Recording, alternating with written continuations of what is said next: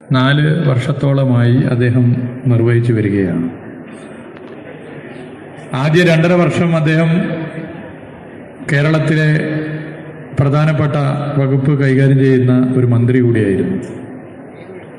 ആ മന്ത്രിയുടെ ചുമതല വഹിക്കുന്ന ഘട്ടത്തിലും നിയോജക മണ്ഡലത്തിൻ്റെ ഓരോ കാര്യങ്ങളിലും പ്രത്യേകം ശ്രദ്ധിച്ച് ഇടപെടാൻ അദ്ദേഹം പ്രത്യേക താല്പര്യം കൈക്കൊണ്ടിരുന്നു. നിയോജക മണ്ഡലത്തിലെ ജനങ്ങളുടെ ജീവിതവുമായി ബന്ധപ്പെട്ട വിഷയങ്ങളിൽ കൃത്യതയോടുകൂടി ഇടപെടുവാൻ അദ്ദേഹം കാണിക്കുന്ന താല്പര്യം നമ്മൾ എടുത്തു പറയേണ്ടതാണ്. ഈ നിയോജക മണ്ഡലത്തിൻ്റെ വികസന പ്രവർത്തനങ്ങളിലും അദ്ദേഹം പ്രത്യേക താല്പര്യമെടുത്ത് ഇടപെട്ട് വരികയാണ്. ഏതൊരു നാടിൻ്റെയും ഭാവി പുതിയ തലമുറയാണ്. ആ പുതിയ തലമുറയുടെ വിദ്യാഭ്യാസം അത് ഒരു നാടിൻ്റെ പുരോഗതിയുമായി ബന്ധപ്പെട്ട് കിടക്കുന്ന കാര്യമാണ്.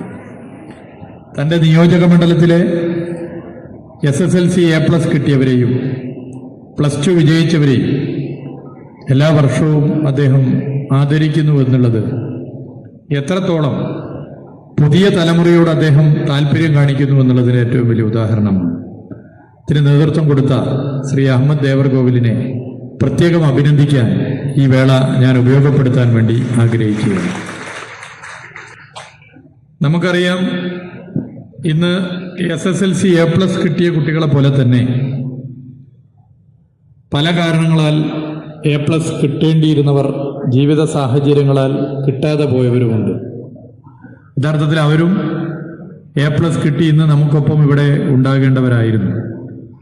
നിങ്ങളുടെയൊക്കെ ക്ലാസ്സുള്ള അങ്ങനെയുള്ളവരുണ്ട്, മിടുക്കികളും മിടുക്കന്മാരുമായവർ. പക്ഷെ ജീവിത സാഹചര്യമാണ് അവർക്ക് നല്ല നിലയിൽ പരീക്ഷ എഴുതാൻ പറ്റുന്ന സ്ഥിതി ഉണ്ടായി. പല കാരണങ്ങളാവാം, പ്രയാസങ്ങളാവാം. അവരെ കൂടി നമ്മൾ ഈ പരിപാടിയിൽ ഓർക്കുകയാണ്. നാളെ എല്ലാവർക്കും നല്ല നിലയിൽ വിദ്യാഭ്യാസം ലഭ്യമാകുന്ന സാഹചര്യം ഒരുക്കുക എന്നുള്ള ഉത്തരവാദിത്തമാണ് എൻ്റെയും നിങ്ങളുടെയും കർത്തവ്യം, കടമ ഞാൻ ചേട്ടാൻ ആഗ്രഹിക്കുന്നു. മറ്റു കാര്യം വൈകിയവർ കിടക്കാൻ ആഗ്രഹമില്ല. കോഴിക്കോട് വികസന പദങ്ങളിൽ പരമാവധി സാധ്യമാകുന്ന എല്ലാ കാര്യങ്ങളും സർക്കാർ ചെയ്തുകൊണ്ടിരിക്കുകയാണ്. വികസന പ്രവർത്തനം എന്ന് പറയുമ്പോൾ അതിൽ പരമപ്രധാനമാണ് നിലവിൽ കോഴിക്കോട് നഗരം പ്രത്യേകിച്ചും കേരളം പൊതുവെയും നേരിടുന്ന പ്രധാനപ്പെട്ട പ്രശ്നങ്ങളിലൊന്നായ വാഹനപ്പെരുപ്പവും ഗതാഗതക്കുരുക്കും. കോഴിക്കോട് നമ്മുടെ സംസ്ഥാനത്തെ പ്രധാനപ്പെട്ട നഗരമാണ്, ചരിത്ര പ്രാധാന്യമുള്ള നഗരമാണ്. കോഴിക്കോട്ടെ ഗതാഗതക്കുരുക്കിന് പരിഹാരം കാണാനുള്ള ഇടപെടൽ നടത്തുമെന്നാണ് ഈ നഗരത്തിലെ നിയമസഭാ നിയോജക മണ്ഡലങ്ങളിൽ മത്സരിച്ച ജനപ്രതിനിധികളായ ഞങ്ങൾ പ്രതിദാനം ചെയ്യുന്ന മുന്നണിയുടെ പ്രകടന പത്രികയിൽ ചൂണ്ടിക്കാട്ടി. കോഴിക്കോട് കോർപ്പറേഷനുമായി ബന്ധപ്പെട്ട് 4 നിയമസഭാ മണ്ഡലങ്ങളാണ് നിലവിലുള്ളത്. കോഴിക്കോട് നോർത്തും കോഴിക്കോട് സൗത്തും പൂർണ്ണമായും കോർപ്പറേഷൻ ആണെങ്കിൽ ബേപ്പൂരും എലത്തൂരും കോർപ്പറേഷന്റെ ഭാഗമായുള്ള നിയോജക മണ്ഡലങ്ങളാണ്. ഈ നിയോജക മണ്ഡലങ്ങളിൽ ഗതാഗതക്കുരുക്കിന് പരിഹാരം കാണാനുള്ള പദ്ധതി എന്നുള്ളത് ഏതെങ്കിലും ഒരു പ്രത്യേക നിയോജക മണ്ഡലത്തിലെ പദ്ധതിയായിട്ടല്ല. ഏതെങ്കിലും ഒരു ഭാഗത്ത് വികസനം വന്നാൽ അത് കോഴിക്കോട് നഗരത്തിനാകെ വികസനം വരുമെന്നുള്ള കാഴ്ചപ്പാടാണ് പൊതുവെ സർക്കാരിനുള്ളത്. അതിലേറ്റവും പ്രധാനമായിരുന്നു കോഴിക്കോട് ബൈപ്പാസ്. 2021 മെയ് 20 ഈ സർക്കാർ അധികാരത്തിൽ വരുമ്പോൾ രാമനാട്ടുകര മുതൽ വെങ്ങളം വരെയുള്ള ബൈപ്പാസിന്റെ പ്രവൃത്തി ഏറ്റെടുത്ത കരാറുകാരൻ ഉഴപ്പി പ്രവൃത്തി നടത്താൻ തയ്യാറാകാതെ പോകുന്ന സ്ഥിതിയായിരുന്നു. നിങ്ങൾ ഓർക്കുന്നുണ്ടാവും, കടവിന്റെ മുമ്പിലുള്ള റോഡ്, കോഴിക്കോട് ബൈപ്പാസിന്റെ ഭാഗമായ ആ റോഡ് പന്തിരാങ്കാവ് വരെ കുണ്ടും കുഴിയുമായിരുന്നു.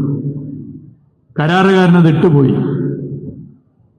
കരാറുകാരെ വിളിച്ച് തുടക്കത്തിൽ തന്നെ ഞങ്ങൾ നഗരത്തിലെ MLA-മാരും മന്ത്രിമാരും ഒക്കെ ആയവർ യോഗം വിളിച്ചു. അന്ന് ചിലർ പറഞ്ഞു, ഈ കരാറുകാരൻ ഇല്ലല്ലോ, പിന്നെ എന്തിനാണ് ഇവരെ നിങ്ങൾ ചീത്ത വിളിച്ച് യോഗം വിളിക്കുന്നത്?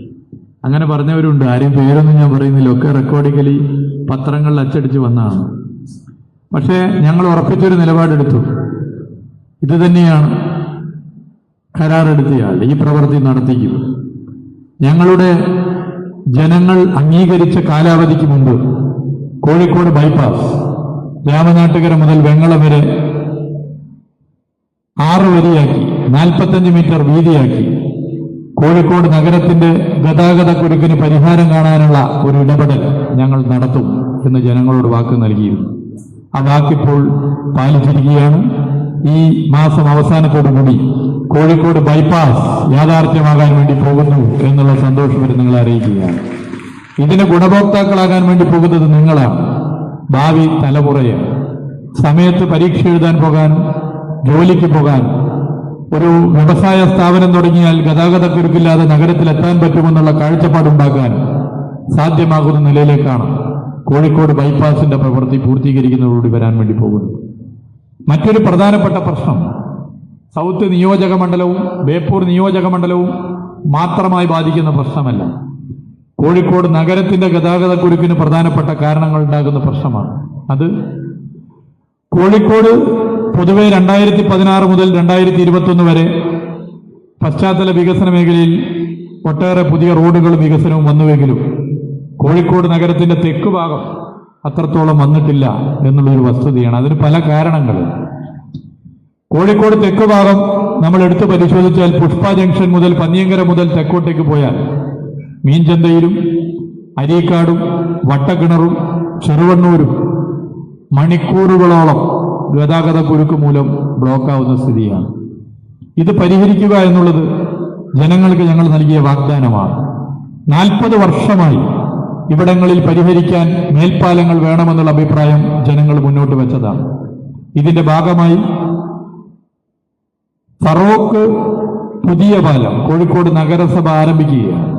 ഫറോക്ക് പുതിയ പാലം മുതൽ കരുണ ആശുപത്രി വരെയുള്ള ചെറുവണ്ണൂർ പാലത്തിന്റെ ഭൂമി ഏറ്റെടുക്കൽ കഴിഞ്ഞ് പാലം പ്രവൃത്തി ആരംഭിച്ചു എന്നുള്ള സന്തോഷ വിവരം നിങ്ങളെ പ്രത്യേകം അറിയിക്കാൻ ഈ വേള ഞാൻ ഉപയോഗപ്പെടുത്താൻ ആഗ്രഹിക്കുകയാണ്. മറ്റ് പ്രധാനപ്പെട്ട ഗതാഗത കുരുക്കിന് കാരണമായ മീൻചന്ത, വട്ടക്കിണർ, അരീക്കാട് കോഴിക്കോട് സൗത്ത് മണ്ഡലവും കോഴിക്കോട് ബേപ്പൂർ മണ്ഡലവും പ്രതിനിധീകരിക്കുന്ന പ്രദേശങ്ങളാണെങ്കിൽ ഇത് ഈ 2 മണ്ഡലത്തെ മാത്രം ബാധിക്കുകയല്ല, കോഴിക്കോട് നഗരത്തെ ആകെ വീർപ്പ് മുട്ടിക്കുന്ന ഗതാഗത കുരുക്കാണ്.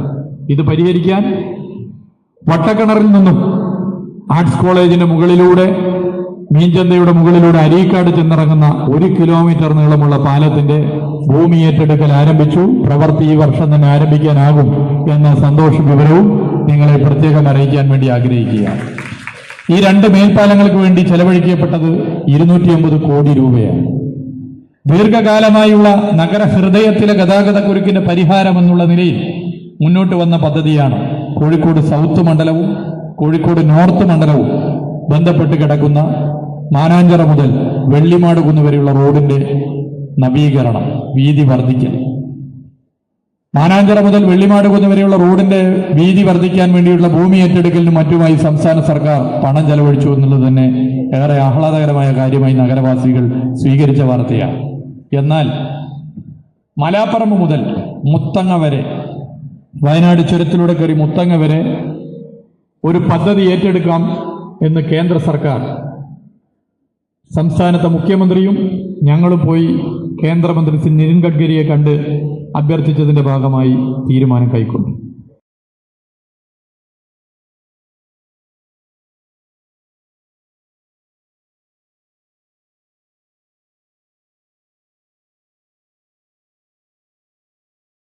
റോഡാണ് മലാപ്പറമ്പ് മുതൽ മുത്തങ്ങ വരെ.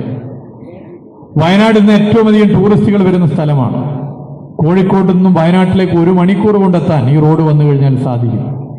അങ്ങനെ വളരെ സന്തോഷത്തോടു കൂടി പദ്ധതി യാഥാർത്ഥ്യമാകുന്ന സ്ഥിതിയിലേക്ക് പോയപ്പോൾ മാനാഞ്ചിറ മുതൽ വെള്ളിമാട് കുന്ന് വരെയുള്ള റോഡ്, അതിൽ മലാപ്പറമ്പ് മുതൽ വെള്ളിമാട് കുന്ന് വരെ കേന്ദ്ര പദ്ധതിയിൽ വരുന്നത് കൊണ്ട് സംസ്ഥാന സർക്കാരിന് പ്രവൃത്തി നടത്താൻ വേണ്ടി സാധിക്കില്ല എന്നുള്ളത് അറിയാൻ SSLCക്ക് A+ന്റെ ആവശ്യമില്ല.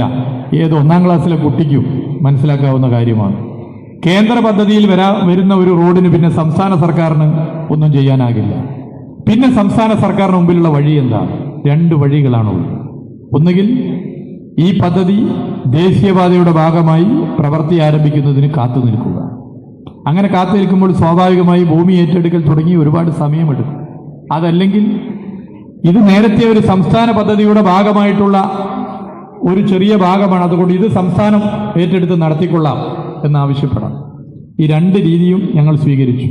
സംസ്ഥാനത്ത് നടത്താൻ പറ്റുമോ എന്നുള്ള ആവശ്യം ചോദിച്ചു. പക്ഷേ അതിനൊരു പോസിറ്റീവായ നിലപാടല്ല സ്വാഭാവികമായിട്ടും വന്നത്. പിന്നെ ഒരു ഗവൺമെൻറ് എന്താണ് ചെയ്യുക? മാനാഞ്ചിറ മുതൽ വെള്ളിമാടുകുന്ന് വരെയുള്ള റോഡിൻ്റെ മലാപ്പറമ്പ് മുതൽ വെള്ളിമാടുകുന്ന് വരെയുള്ള ഭാഗത്തെ പ്രശ്നം പരിഹരിക്കുന്നത് വരെ കാത്തു നിൽക്കണോ, അതോ മാനാഞ്ചിറ എന്ന ഈ സൗത്ത് മണ്ഡലത്തിൽ പെടുന്ന കോഴിക്കോട് നഗര ഹൃദയഭാഗത്തെ പ്രദേശത്തെ റോഡിൻ്റെ പ്രവൃത്തി പരിഹരിക്കാൻ മാനാഞ്ചിറ മുതൽ മലാപ്പറമ്പ് വരെ വേറൊരു ടെൻഡർ ചെയ്ത് ആ പ്രവൃത്തി ആരംഭിക്കുകയും പിന്നീട് മലാപ്പറമ്പ് മുതൽ വെള്ളിമാടുകുന്നുള്ള പ്രശ്നം പരിഹരിക്കാൻ സാധിച്ചാൽ അതിൻ്റെ പ്രവൃത്തി നടത്തുകയും ചെയ്യുക എന്നുള്ളതല്ലേ ബുദ്ധിയുള്ള ഏതൊരു സർക്കാരും ചെയ്യുക? കാരണം ജനം അതാണല്ലോ ആഗ്രഹിക്കുക. മാനാഞ്ചിറ മുതൽ മലാപ്പറമ്പ് വരെയുള്ള റോഡ് വീതി കൂട്ടിക്കഴിഞ്ഞാൽ അതിൻ്റെ ഗുണം ആ പ്രദേശത്ത് ജീവിക്കുന്നവർക്ക് മാത്രമല്ലല്ലോ, നഗരത്തിലുള്ള എല്ലാവർക്കുമാണ്. വെള്ളിമാടുകുന്ന് മുതൽ കോഴിക്കോട് കോർപ്പറേഷൻ അവസാനിക്കുന്ന വടക്കും തെക്കും കിഴക്കും പടിഞ്ഞാറും ഭാഗത്തുള്ള എല്ലാവർക്കും, കോഴിക്കോട്ടേക്ക് വരുന്ന മറ്റു ജില്ലകളിലുള്ളവർക്കും അതിൻ്റെ ഗുണം ലഭിക്കും. അപ്പം അത് വേഗത്തിൽ നടത്തുക എന്നുള്ളതാണല്ലോ സ്വാഭാവികമായിട്ട് ചെയ്യുക. അങ്ങനെ ഒരു തീരുമാനം സംസ്ഥാന സർക്കാർ സ്വീകരിച്ചു. ദീർഘകാലമായി കോഴിക്കോട് നഗരം ആഗ്രഹിച്ച മാനാഞ്ചിറ മുതൽ മലാപ്പറമ്പ് വരെയുള്ള റോഡ് വീതി കൂട്ടാനുള്ള പ്രവൃത്തി ഇന്ന് വൈകുന്നേരം ഉദ്ഘാടനം ചെയ്യപ്പെടുമെന്നുള്ള സന്തോഷ വിവരവും നിങ്ങളെ പ്രത്യേകം അറിയിക്കാൻ ആഗ്രഹിക്കുകയാണ്. ഇങ്ങനെ നിങ്ങളോട് നൽകിയ വാഗ്ദാനങ്ങൾ ഈ നഗരത്തിൽ നിറവേറ്റാൻ വേണ്ടിയുള്ള എല്ലാ ശ്രമവും പൊതുവെ നടത്തിക്കൊണ്ടിരിക്കുകയാണ്.